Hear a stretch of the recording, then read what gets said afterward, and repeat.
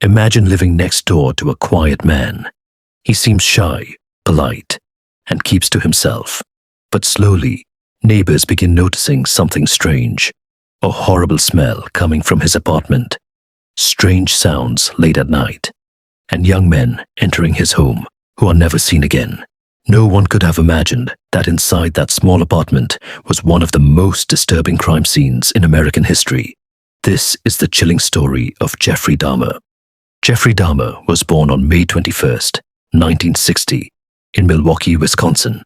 At first, he seemed like a normal child, but as he grew older, people noticed something disturbing. He became fascinated with dead animals. Sometimes he would collect roadkill and examine their bones. His father, a chemist, once showed him how to preserve animal bones using chemicals. What seemed like innocent curiosity would later turn into something much darker. At school, Jeffrey was known as a quiet and awkward student. He struggled to make friends and often felt isolated. But behind that silence, strange thoughts were beginning to grow. During his teenage years, Dahmer started developing disturbing fantasies. He wanted complete control over another person. Not friendship, not love, control. His drinking also began during this time. By the age of 17, he was drinking heavily almost every day.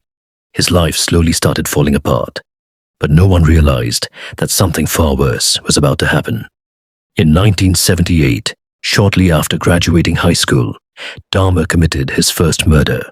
One day, he picked up a hitchhiker named Stephen Hicks. They went back to Dahmer's house and drank alcohol together. But when Hicks tried to leave, Dahmer panicked. He didn't want him to go. In a sudden act of violence, Dahmer attacked him. After the crime, he tried to hide the evidence by destroying the remains. It was the beginning of a nightmare, and the world had no idea.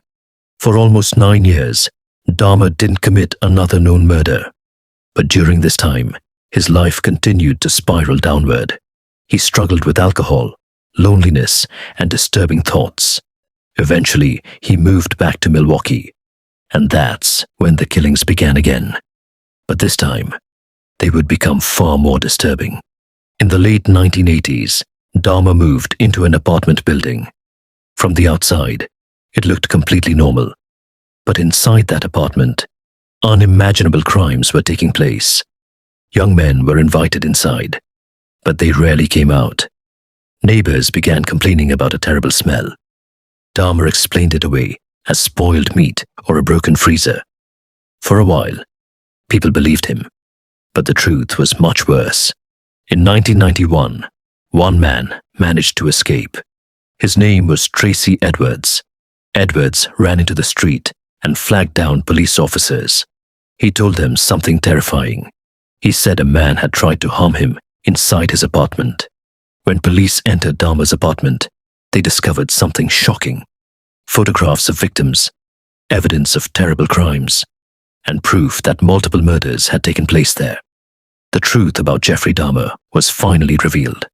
In 1992, Dahmer stood trial. He confessed to 17 murders. The courtroom was filled with shocked families and reporters. Eventually, the jury found him guilty. He was sentenced to multiple life sentences in prison. But the story didn't end there.